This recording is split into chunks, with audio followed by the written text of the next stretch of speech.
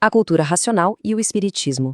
Elas podem até parecer bem diferentes, mas a cultura racional as apresenta como se fossem capítulos da mesma grande história, sabe? A história da evolução da nossa consciência. É uma jornada que sai do pensamento e chega no raciocínio. E bem no centro dessa jornada toda, tem uma pergunta que é a chave de tudo. O que é que significa, na prática, que a humanidade entrou numa tal de fase racional? Se a gente entende isso, todo o resto começa a fazer sentido. Para a gente desvendar esse mistério, nosso roteiro vai ser o seguinte. Primeiro, vamos entender qual é a relação entre cultura racional e espiritismo. Depois, a gente vai ver por que o espiritismo foi tão importante.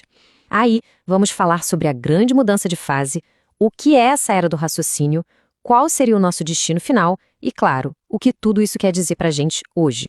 Então vamos lá, direto ao ponto. Uma dúvida comum é: a cultura racional e o espiritismo são coisas opostas que brigam entre si? Bom, pela perspectiva que a gente está explorando aqui, a relação é bem diferente disso. E aqui está a resposta principal, olha só. A cultura racional não se enxerga como uma rival do espiritismo. Pelo contrário, ela se vê como uma continuação lógica. É como se o espiritismo tivesse preparado o terreno, construído a base, e a cultura racional viesse para levantar as paredes do prédio. Certo. Mas se é uma continuação, então qual foi exatamente o papel do espiritismo?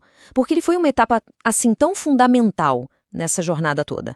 O espiritismo é visto aqui como aquele primeiro grande passo, sabe? Um empurrão inicial para a humanidade começar a se reconectar com algo muito precioso que tinha se perdido no caminho, a sua verdadeira identidade, a sua origem. Foi a primeira faísca dessa busca maior. A missão do trabalho espiritual, em outras palavras, era lapidar a humanidade. O que é isso? Era preparar as pessoas, mostrando que existe sim um mundo invisível e, com isso, abrir a estrada para o objetivo final, que seria um mundo racional. É claro que, como todo grande movimento, o espiritismo também teve seus desafios e divisões. De um lado, você tinha a prática do bem, focada na caridade, na filosofia, no autoconhecimento. Do outro, apareceram alguns desvios, exploração, gente usando medo, a mistificação, e isso mostra bem a complexidade que foi essa fase de preparação. E então acontece um momento decisivo. A fase de preparação chega ao fim e uma nova era começa, tanto para a natureza quanto para a gente. Uma verdadeira virada de chave na história. Segundo a cultura racional, essa virada tem data e tudo, 1935. Esse seria o ano em que a própria natureza mudou de fase. E com essa mudança, a fase de preparação, que era guiada pelo mundo espiritual, teria cumprido a sua missão e se encerrado. Essa linha do tempo aqui deixa tudo bem claro, olha só. Até 1935, a gente estava na fase do pensamento, um tempo governado pela intuição, pela imaginação. Depois de 1935, a gente entra na fase racional, onde o foco se torna desenvolver uma nova capacidade, o raciocínio. Para entender essa transição, tem uma analogia que é perfeita. Pense assim, a fase do pensamento foi como a infância da humanidade, a época de engatinhar. Já a fase racional é o amadurecimento, o momento de aprender a andar de verdade, com mais firmeza, com mais consciência. Tá, mas e aí? O que acontece quando uma fase termina e a outra começa?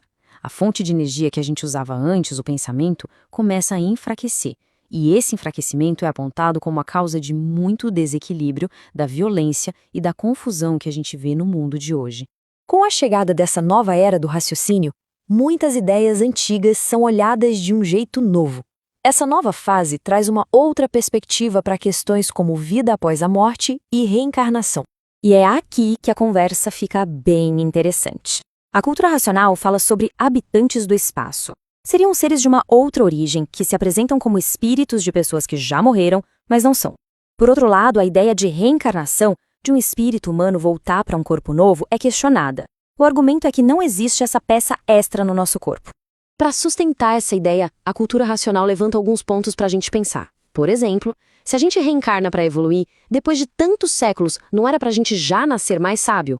Ou então, por que espíritos de vítimas não denunciam quem os matou? Ou por que não voltam para ajudar a família? São perguntas que ficam no ar para reflexão. Ok, então, se a jornada não é sobre reencarnar várias vezes, qual é o destino final? Para onde todo esse processo de evolução está levando a gente, afinal? A resposta, segundo essa filosofia, é uma só: o mundo racional. E isso não seria um lugar abstrato, mas o nosso verdadeiro lar, o ponto de onde tudo veio e o destino final para onde toda essa jornada evolutiva está nos guiando. Esse mapa aqui resume a viagem toda, olha que legal. Tudo começa com a preparação, a lapidação feita pelo espiritismo. Depois vem a mudança de fase para racional, que exige uma nova conexão, uma conexão com a energia racional. E, finalmente, o caminho leva de volta ao ponto de partida, o mundo de origem. E com isso, a gente chega na reta final da nossa análise. Qual é a mensagem que fica? Qual é o chamado para a humanidade nessa nova fase que a gente está vivendo? Antes de tudo, é importante reforçar a gratidão. A passagem para a fase racional não significa desprezar o que veio antes. Muito pelo contrário, é reconhecer o trabalho do mundo espiritual como uma etapa divina essencial para a salvação de todo mundo. No fim das contas, a mensagem principal é esta. O caminho para o equilíbrio, para o retorno à nossa origem, nesta nova era, passa pelo desenvolvimento do raciocínio e pela nossa sintonia com essa nova energia que comanda a natureza, a energia racional. E a gente encerra com uma pergunta no ar, para todo mundo pensar. Diante de tudo isso, desse mapa evolutivo que foi apresentado, fica a questão.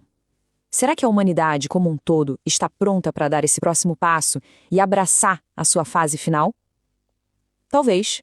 A resposta esteja no desenvolvimento de cada um de nós.